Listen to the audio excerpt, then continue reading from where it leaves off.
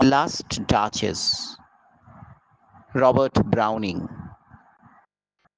Robert Browning একজন Victorian কবি, অর্থাৎ ভিক্টোরিয়ান যুগের একজন বিখ্যাত কবি। এই ভিক্টোরিয়ান যুগ বলা হয় কুইন ভিক্টোরিয়ার যে সময়কাল, সেই সময়টিকে ভিক্টোরিয়ান যুগ হিসেবে চিহ্নিত করা হয়। মূলত এই যুগটি গদ্যের যুগ, উপন্যাসের যুগ, প্রবন্ধের যুগ, প্রোজ রাইটিংয়ের যুগ। কিন্তু তৎসত্ত্বেও অত্যন্ত প্রতিভাধর এবং ইংরেজি সাহিত্যের অনেক বড় বড় কবি এই সময়ে জন্মগ্রহণ করেছিলেন এবং ইংরেজি সাহিত্যের বিকাশ লাভের ক্ষেত্রে তাদের ভূমিকা অনস্বীকার্য। যেমন লর্ড টেনিসন, থমাস হার্ডি, ঠিক তেমনি রবার্ট ব্রাউনিং। রবার্ট ব্রাউনিংয়ের এই কবিতাটি একটি ড্রামাটিক মনোলগ, অর্থাৎ এখানে পরিষ্কার বোঝা যাচ্ছে যে দুটো চরিত্র বিদ্যমান, কিন্তু একটি চরিত্রই কথা বলে যাচ্ছে। কথা বললেও ঠারে ঠারে কিন্তু বুঝিয়ে দেওয়া হচ্ছে, যেটা ড্রামাটিক মনোলগের অন্যতম বড় বৈশিষ্ট্য, যে অন্য চরিত্রটি অর্থাৎ যে হিয়ারার, যে শুনছে, সে কিন্তু যথেষ্ট মনোযোগ দিয়ে শুনছে এবং তার কিছু অভিব্যক্তি আছে। এই অসাধারণ ড্রামাটিক মনোলগ, ব্রাউনিং এর কথা বলতে গেলেই এই ড্রামাটিক মনোলগের কথা আসে, তখন যে দুটো কবিতা আমাদের মনে পড়ে তার মধ্যে একটা হচ্ছে দ্য লাস্ট রাইড টুগেদার এবং মাই লাস্ট ডাচেস। এছাড়াও এই কবিতাটিকে একটা সাইকোলজিক্যাল ট্রিটমেন্ট, ব্রাউনিংস মাস্টারি, এই মনস্তাত্ত্বিক বিশ্লেষণের ক্ষেত্রে সেইভাবে ধরা হয়। কারণ অবাক হয়ে দেখতে হবে কবিতাটা পড়তে পড়তে এবং কবিতাটা বোধগম্য করতে করতে, যে কিভাবে কবি একটি চরিত্রকে অসাধারণভাবে ফুটিয়ে তুলছেন তারই বলা কথাগুলোর মধ্য দিয়ে। চরিত্রটি কথা বলছে, একাই বলে যাচ্ছে, এবং সে কিন্তু কখনোই আত্মবিশ্লেষণ অর্থাৎ নিজের দোষ ত্রুটিগুলো সে সামনে আনছে না বা আনতে চাইছে না। কিন্তু ডেলিভারেটলি না হলেও, ইচ্ছাকৃতভাবে না হলেও, তার প্রত্যেকটি কথা বলার মধ্য দিয়ে তার মনোভাব প্রকাশ হয়ে পড়ছে। This is a kind of self stripping process. নিজেকে নিজের কথা বলার মধ্য দিয়ে অজান্তেই কিভাবে নগ্ন করে ফেলছেন তার চরিত্রটিকে, সেটার একটা প্রকৃষ্ট উদাহরণ হচ্ছে এই কবিতাটি, মাই লাস্ট ডাচেস। বোঝাই যাচ্ছে এই টাইটেলটা থেকে তিনটে ওয়ার্ড আছে এই টাইটেলে, মাই লাস্ট ডাচেস। ডাচেস কথার অর্থ ডিউকের স্ত্রী, তাকে বলা হয় ডাচেস। কিন্তু ডাচেসের সঙ্গে আরও যে দুটো শব্দ ব্যবহার করা হয়েছে সেটার প্রতি যদি একটু মনোযোগ দেওয়া যায়, তাহলে দেখা যাবে মাই অর্থাৎ আমার। আমার, এই আমার কথাটা ভীষণ গুরুত্বপূর্ণ। হ্যাঁ, আমরা তো এরকম অনেকাংশেই বলে থাকি যে my father, my wife, my son, my daughter, my mother, এটা বলেই থাকি বিভিন্ন রিলেশনের ক্ষেত্রে। কিন্তু এই কবিতার ক্ষেত্রে এই মাই লাস্ট ডাচেস, এটা কি শুধুমাত্র একটি সম্পর্ককে বোঝানো হচ্ছে, নাকি এই সম্পর্কের পিছনে লুকিয়ে থাকা যে আধিপত্য, যে মালিকানা, যে মালিকানা বোধ, অন্যের স্বাধীনতাকে হরণ করে নিজের অধিকারকে স্পষ্ট করবার, জাহির করবার যে প্রবণতা, সেই প্রবণতার পরিচায়ক এই শব্দটি, সেটা আমাদেরকে দেখতে হবে, আমরা বুঝতে পারবো। পরের শব্দটি হচ্ছে লাস্ট। মাই লাস্ট ডাচেস, লাস্ট। লাস্ট মানে গত, অর্থাৎ বোঝাই যাচ্ছে যে আমি যদি বক্তার জবানি দিয়ে যে বলি, ডিউকের জবানি দিয়ে যদি বলি, তাহলে আমার গত স্ত্রী, আমার গত ডাচেস, অর্থাৎ বর্তমানে উনি নেই। আমার এই বলাটা আমার ওই গত ডাচেস যিনি বর্তমানে নেই তার সম্পর্কে। অর্থাৎ এই দুটো ওয়ার্ড দিয়ে কিন্তু চমৎকারভাবে, ভীষণ সুন্দর করে একদিকে একটা মানসিকতা প্রকাশ পেল, আর লাস্ট কথাটা দিয়ে বুঝিয়ে দেওয়া হলো যে তার বর্তমানে অবস্থানটা কোথায়, তিনি বর্তমানে নেই। ইতিহাস ঘাটলে বোঝা যাবে যে এই কবিতাটি ব্রাউনিং লিখেছিলেন যে ডিউককে মনে রেখে, মানে যার কথা বলার মধ্য দিয়ে এই কবিতাটি প্রকাশ পাচ্ছে, তিনি হচ্ছেন আলফানসো টু ডে এস্তে। তিনি হচ্ছেন the fifth duke of Ferrara, ফেরারার পঞ্চম ডিউক। তার কার্যকাল হচ্ছে 1500, তার জীবনকাল আর কি 1553 থেকে 1598 অবধি। তিনি প্রথমে বিবাহ করেছিলেন যাকে, তার নাম হচ্ছে লুক্রেজ ডি কসিমো ডি মেডিসি। তিনি হচ্ছেন দ্য গ্র্যান্ড ডিউক অফ টাস্কানির মেয়ে। বিবাহকালে ডিউকের বয়স ছিল 24 এবং দ্য ডাচেস, অর্থাৎ যার কথা বলা হচ্ছে, তার বয়স 13। ভীষণ উচ্চশিক্ষিত ছিলেন মহিলা এবং ধনী পরিবারের একজন সদস্যা, কন্যা তিনি। তবে এই ধনী পরিবার নিয়ে একটা ব্যাপার আছে। ডাচেস ছিলেন এমন একটি পরিবারের মেয়ে যারা বলা হয় নিউলি রিচ ফ্যামিলি। তখনকার দিনের নব্য ধনী পরিবার। সেক্ষেত্রে বলতে গেলে কিন্তু ডিউকের যে পরিবার, সেই পরিবারের আধিপত্য বা প্রভাব প্রতিপত্তি সমাজে, দেশে অনেক দিনের, মানে প্রায় 900 বছরের ঐতিহ্য। তো সেদিক থেকে বলতে গেলে, ঐতিহ্যের দিক থেকে বলতে গেলে ডিউকের পরিবার অনেকটা এগিয়ে।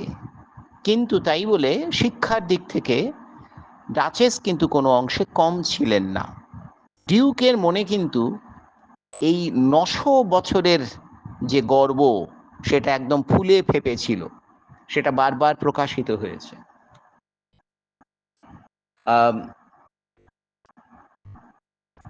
কবিতাটা যদি একটু শুরু করা যায়, ব্রাউনিং কবিতাটা এই রকম যে বর্তমানে ওই ডাচেস নেই, তিনি মারা গেছেন এবং আবার ডিউক বিবাহ করবেন। সুতরাং তার সম্বন্ধ, মানে তার সম্পর্ক, তার সঙ্গে, তার পরিবারের সঙ্গে তার সাথে বৈবাহিক সম্পর্ক স্থাপনের উদ্দেশ্যে আরও একজন দূত এসেছেন। তো সেই দূতকে বাড়িটা ঘুরিয়ে দেখাতে গিয়ে একটা জায়গায় ডাচেস, মানে তার পূর্ব যে স্ত্রী, যে ডাচেসের, যার মারা গেছেন, তার ছবিটা দেখানো হচ্ছে এবং সেই ছবিটা ওই দূতকে দেখিয়ে ডিউক যে কবিতা, যে কথাটা বলছেন, যা বলছেন, সেটাই এখানে কবিতার ভাষায় প্রকাশিত। আমরা খুব ভালো করে যদি ডিউকের জবানিটা মন দিয়ে পড়ি বা বোঝার চেষ্টা করি, তাহলে বুঝতে পারবো যে কিভাবে ডিউক আসলে কথা বলার মধ্য দিয়ে নিজের চরিত্র, নিজের মনোভাবকে প্রকাশ করছেন। That's my last touches painted on the wall, looking as if she were alive. I call that piece a wonder now. Fra Pandolf's hands walked busily a day, and there she stands. ওই আমার গত duchess, যিনি বর্তমানে নেই, তার ছবি দেওয়ালে আঁকা। দেখুন, দেখে মনে হচ্ছে উনি যেন জীবিত। বর্তমানে আমি একে সত্যি একটা অসাধারণ কাজ, শিল্পীর কাজ বলে মনে করি। Look, the word now is very important. I call that piece a wonder now. এখন করি, অর্থাৎ এই পোর্ট্রেটটা যখন আঁকা হয়েছিল তখন তো ডাচেস বেঁচে ছিলেন। তখন করতাম কিনা সে বিষয়ে সন্দেহ আছে। আমাদের মনে এই প্রশ্নগুলো আসছে পাঠক হিসেবে। উনি বলেননি, কিন্তু উনি এই প্রশ্নের জন্ম দিয়ে যাচ্ছেন। That piece a wonder now. I call that piece a wonder now. Fra Pandolf's hands walked busily a day, and there she stands. একদিন ফ্রা প্যান্ডলফ, যতদূর সম্ভব কল্পনার মানে প্রোডাক্ট অফ ইমাজিনেশন, কবির এই কবিতায় দুজন শিল্পীর কথা বলা হচ্ছেন। প্রথম হচ্ছেন এই ফ্রা প্যান্ডলফ। ফ্রা হতে পারে কোনো চার্চের ক্যারেক্টার, ফ্রায়ার বা মঙ্ক, যিনি শিল্পী। তো তিনি একদিন খুব ব্যস্তভাবে কাজ করলেন এবং ওই তো ওখানে উনি দাঁড়িয়ে পড়েছেন, অর্থাৎ ডাচেসের ছবি ওখানে দাঁড়িয়ে পড়েছে, ফ্রা প্যান্ডলফের কাজ। I said Fra Pandolf by design, for never read strangers like you that pictured countenance, the depth and passion of its honest glance. But to myself they turned, since none puts by the curtain I have drawn by you but I. অর্থাৎ আমি যে ফ্রা প্যান্ডলফ কথাটা বললাম, এটা কিন্তু purposefully বললাম, by design, ইচ্ছে করে বললাম। কারণ আপনার মতো যে সমস্ত আগন্তুকেরা আসেন, তারা এই ছবি সম্পর্কে প্রশ্ন করতে সাহস করেন না। তার একটা বড় কারণ আছে যে এই ছবিকে পর্দা দিয়ে ঢেকে রাখা হয় এবং এই পর্দা শুধুমাত্র আমারই অঙ্গুলি হেলনে খোলে, উন্মোচিত হয়। অর্থাৎ আমি চাই তাই এই পর্দা উন্মোচিত হয়। যেমন আমি এখন চাইলাম আর আপনি দেখতে পাচ্ছেন। আমার যে সমস্ত স্ট্রেঞ্জাররা আপনার মতো আসেন, আগন্তুকেরা যারা আসেন, তাদের মুখে একটা প্রশ্ন থাকে যে কি অসাধারণ ছবি এটা। মুখের এই গভীরতা এবং এই আবেগ, এই চোখের দৃষ্টি, এই কাতর দৃষ্টি, কি কেমন করে সম্ভব কোন শিল্পীর পক্ষে আঁকা? এটা ওরা বলতে সাহস পান না, কিন্তু আমি বুঝতে পারি। how such a glance came there, এমন গ্লান্স, এমন দৃষ্টি কি করে এলো? So not the first are you to turn and ask thus, sir. It was not a husband's presence only called that spot of joy into the Duchess' cheek. Perhaps Fra Pandolf chanced to say, her mantle laps over my lady's wrist too much, or paint must never hope to reproduce the faint half flush that dies along her throat. Such stuff. অর্থাৎ অবশ্যই আপনার মনের মধ্যে এই প্রশ্নটা এসেছে, আমি বুঝতে পারছি। তাই জন্যই বললাম, আপনি কেন? যে দেখে তার মধ্যেই আসে। ব্যাপারটা কি জানেন, যে এই যে দৃষ্টির কথা বলা হচ্ছে, এই যে গ্লান্সের কথা বলা হচ্ছে, যেটা আপনার মনের প্রশ্ন, অনেকেরই মনের প্রশ্ন, সেটাই আমার একটু সমস্যা ছিল। অর্থাৎ এই দৃষ্টি বা এই যে লজ্জায় রক্তিম ভাব, এই ভাবটা না সে সবার প্রতি দেখাতো। অর্থাৎ it was not her husband's presence only. একজন স্বামী হিসেবে আমার তো এটা দাবি থাকতেই পারে যে আমার স্ত্রী যে লজ্জায় রক্তিম ভাব প্রদর্শন করবে সেটা শুধু আমার সামনেই করবে, আর কারোর সামনে নয়। এমনকি একটি ফুলকে দেখেও তার ভালো লাগা আমার অঙ্গুলি হেলনে হবে। সূর্যকে দেখে, অস্তমান সূর্য বা উদীয়মান সূর্যকে দেখে তার অবাক হয়ে যাওয়া আমার জন্য হবে। এটাই তো আমি চাই, কিন্তু তা হতো না, তা হতো না। আমি দেখি যে এই যে ব্লাশ, এই যে রক্তিম আভা লজ্জায়, এই রক্তিম আভা সব সময় হতো। দৃশ্য দেখে হতো, কারোর কোনো কথা শুনে হতো, আমার জন্য আলাদা কিছু ছিল না। ওই স্পট অফ জয়, ওই যে আনন্দের আভা আপনি ওর মুখে দেখছেন, এটাও কিন্তু এই ডাচেসের গালে দেখছেন, এটাও কিন্তু আমি ছিলাম বলে নয়। হয়তো ফ্রা প্যান্ডলফ একটু প্রশংসা করে ফেলেছিল আমার ডাচেসের ছবি আঁকতে গিয়ে। উনি হয়তো বলে ফেলেছিলেন যে her mantle laps over my lady's wrist too much. ওই পর্দাটা, ওই কাপড়টা হয়তো ডাচেস, মহামান্য ডাচেসের হাতের ওপর একটু বেশি পড়েছে, ও সৌন্দর্য ঢাকা পড়ে যাচ্ছে। অর্থাৎ কোনোভাবে হয়তো ঠারে ঠারে হলেও ফ্রা প্যান্ডলফ আমার ডাচেসের সৌন্দর্য সম্পর্কে একটু প্রশংসা করে ফেলেছিলেন, অথবা তিনি বলেছিলেন, paint must never hope to reproduce the faint half blush that dies along her throat.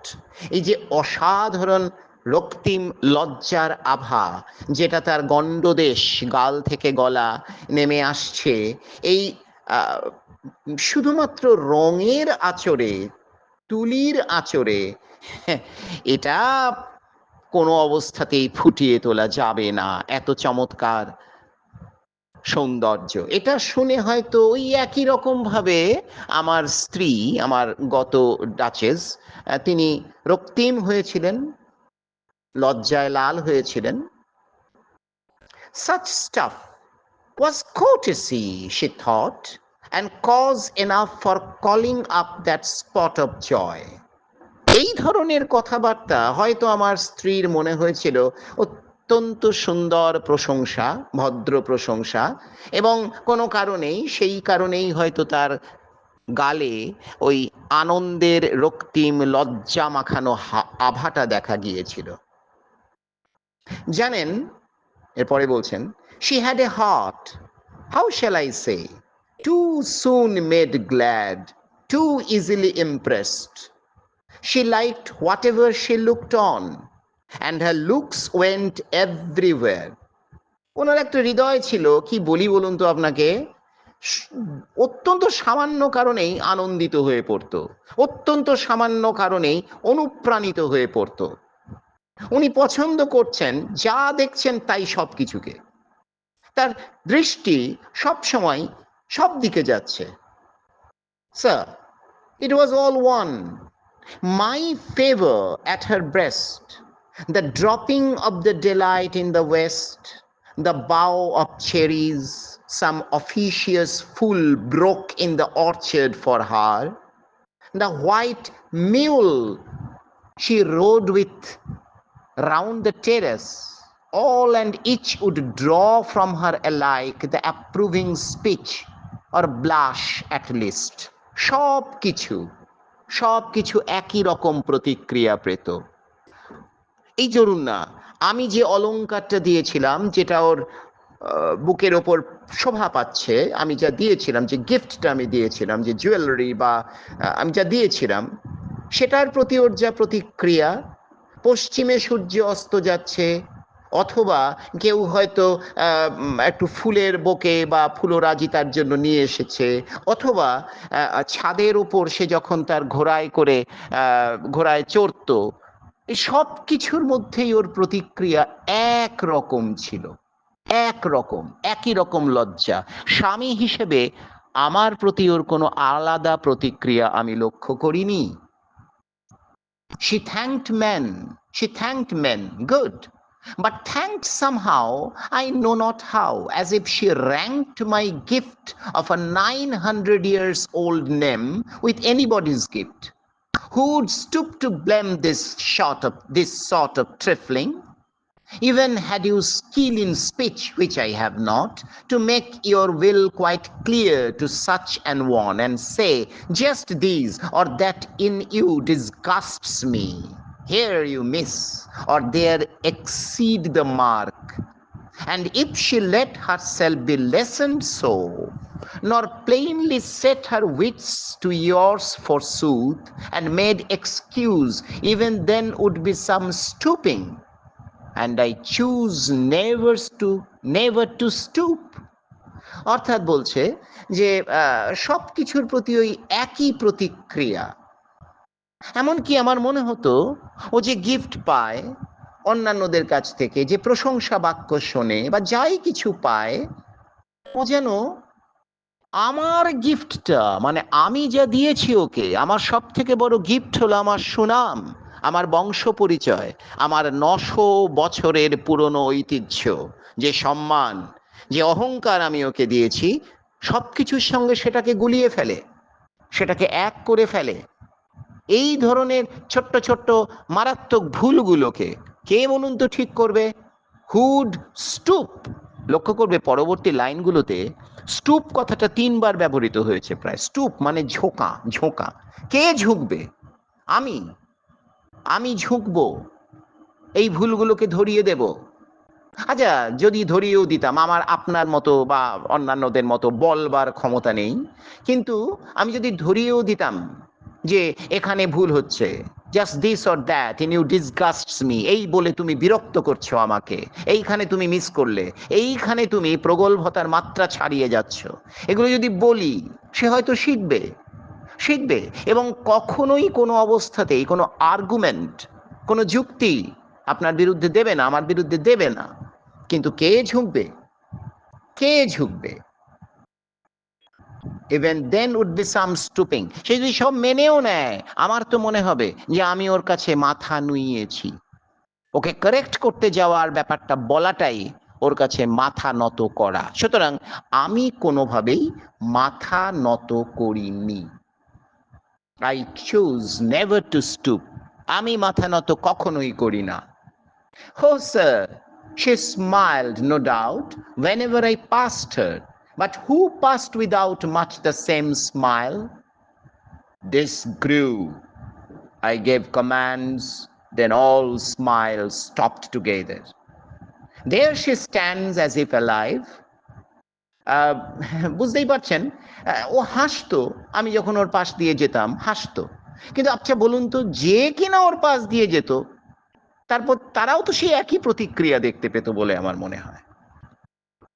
এটা বেড়েই চলেছিল, এক্সট্রিম হয়ে যাচ্ছিল। এই প্রতিক্রিয়া আমি আর সহ্য করতে পারছিলাম না। সেই কারণেই একদিন আমি আদেশ করলাম, আর সব হাসি থেমে গেল। There she stands as if alive. দেখুন, এখন দাঁড়িয়ে আছে, মনে হচ্ছে যেন জীবন্ত। Will it please you rise? We shall meet the company below. Then, I repeat, the Count your master's known munificence is ample warrant that no just pretense of mine for dowry will be disallowed. আমি জানি আপনি এসেছেন আপনার প্রভু কাউন্টের কন্যা, বাগদত্তা কন্যা, তার জন্য আমার সঙ্গে তার বিবাহর কথাবার্তা বলবার জন্য এসেছেন, আমি জানি। এবং আমি এটাও জানি যে আপনার কাউন্ট এতটাই বড় লোক, এতটাই উচ্চ স্থানাধিকারী মানুষ যে তিনি যে পণ দেবেন, যা দেবেন, আমি সেটা নিশ্চয়ই আমার সম্মানের উপযুক্তই হবে। আমি সেটা বুঝতে পারছি। আরেকটা ব্যাপার হচ্ছে, আপনি কি একটু উঠে দাঁড়াবেন? আমরা নিচে গিয়ে আপনার অন্যান্য যে কোম্পানি আছে তাদের সঙ্গে মিলিত হব। চলুন, এই জায়গাটা আমরা এখন ত্যাগ করি। এই যে জায়গাটা ত্যাগ করতে বললেন, বলে আবার এই কথাটা বললেন যে আপনার কাউন্ট নিশ্চয়ই আমার যোগ্য ডাউরি দেবেন, পণ দেবেন বলে বলছেন, দেখো, the for dowry will be disallowed, though his fair daughter's self, as I avowed at starting, is my object. যদিও ডাউরি বড় কথা নয়, ওনার সুন্দরী মেয়ে যে কিনা আমার বাগদত্তা অর্থাৎ আমার স্ত্রী হতে চলেছে, সেই আমার কাছে টপ মোস্ট প্রায়োরিটি। এটা একটা বড় বড় কথা বলা যাকে বলে সেটা বলা হলো, এটা একটা মন রাখার কথা। আসল কথাটা তো বুঝিয়েই দিয়েছেন। Nay, we will go together down, sir. এই যে কিছুক্ষণ আগে বললেন, তার মানে বোঝা যাচ্ছে যে এই কথাটা বলার সঙ্গে সঙ্গে ওই কাউন্টের যে দূত যিনি এসেছিলেন, তিনি ডিউক যখন বলেছেন আপনি নিচে যান, এই নিচে যেতে উদ্যত হয়েছেন, সঙ্গে সঙ্গে আবার ডিউক বলছেন নে, দাঁড়ান দাঁড়ান, না না না, we will go together down, sir. আমরা একসঙ্গে যাব। এই যে একবার তাকে থামিয়ে দিয়ে আবার তাকে একবার তাকে যেতে বলে আবার তাকে থামানো, এখানেও কিন্তু ডিউক তার আদেশ, তার কর্তৃত্ব, তার আধিপত্য প্রতিষ্ঠা করছেন। Nay, we will go together down, sir. Sir বলছেন, কিন্তু সে সম্মান দেখাচ্ছেন কি? লাস্ট যে লাইনটা বলছেন ভীষণ গুরুত্বপূর্ণ। Nay, we will go together down, sir. Notice Neptune, though taming a seahorse, thought a rarity which claws of Innsbruck cast in bronze for me. যাওয়ার আগে, ওই নিচে যাওয়ার আগে একটু দেখবেন স্যার, দেখুন এই ব্রোঞ্জের মূর্তিটা কিসের মূর্তি? নেপচুনের মূর্তি। নেপচুন সমুদ্রের দেবতা। নেপচুন কি করছে? যে সি হর্স, তার মানে একটি সি হর্সকে সে গায়ের জোরে পদানত করার চেষ্টা করছে। এই হচ্ছে মূর্তিটা। অর্থাৎ একটি সি হর্সকে সে পোষ মানানো, বশ্যতা স্বীকার করানোর চেষ্টা করছেন। এই রকম একটি মূর্তি, আরেকটি মূর্তি, একটি কিন্তু দেখালেন ডাচেসের ছবিটা নিয়ে এতক্ষণ কথা হলো, নিচে নামার সময় ওই মূর্তিটার দিকে ওই দূতের দৃষ্টি আকর্ষণ করছেন ডিউক। বলছেন নোটিস নেপচুন, দো, এই নিচে নামতে গিয়ে একবার দেখবেন, যদিও ওই নেপচুনের মূর্তিটা দেখুন, টেমিং আ সি হর্স, অর্থাৎ ওই সি হর্সকে, সমুদ্র ঘোড়াকে, সিন্ধু ঘটককে কিভাবে বশ মানানোর চেষ্টা করছে। হট এ র্যারিটি, খুবই রেয়ার ব্যাপারটা, জানেন তো। এই ধরনের মূর্তি অত্যন্ত দুর্লভ, কিন্তু ওই ইন্সব্রুকের শিল্পী, এখানেও কিন্তু একটু কবি কল্পনা লাগিয়েছেন, কিন্তু বলে দেওয়া হচ্ছে ক্লস অফ ইন্সব্রুক, ওই ইন্সব্রুকের শিল্পী cast up in bronze for me, আমার জন্য ব্রোঞ্জে এই মূর্তি তৈরি করেছেন। এখানে ইতিহাসের ছোট্ট পয়েন্ট বলার চেষ্টা করি, এটা খুব ইন্টারেস্টিং। যে ডিউকের কথা বলা হচ্ছে, তিনি যখন দ্বিতীয় বিয়ে করতে যাবেন, সেকেন্ড ওয়াইফ, তিনি ছিলেন ওই টাইরোক্লিন কাউন্টের মানে নিস, ভ্রাতুষ্পুত্রী। তো এই কাউন্টের যেখানে তার দ্বিতীয় বিয়ের সম্বন্ধ হচ্ছে, সেই বিয়ের যে সম্বন্ধ হচ্ছে যে যে যে পরিবারের সাথে, সেই পরিবার যে কাউন্ট পরিবার, সে কাউন্টের রাজধানী ছিল ইন্সব্রুকে। অর্থাৎ কোনো না কোনোভাবে এই ডিউক, বর্তমান ডিউক যেন বুঝিয়ে দিচ্ছেন যে ইটালির বাইরেও কিন্তু আমার প্রতিপত্তি আছে।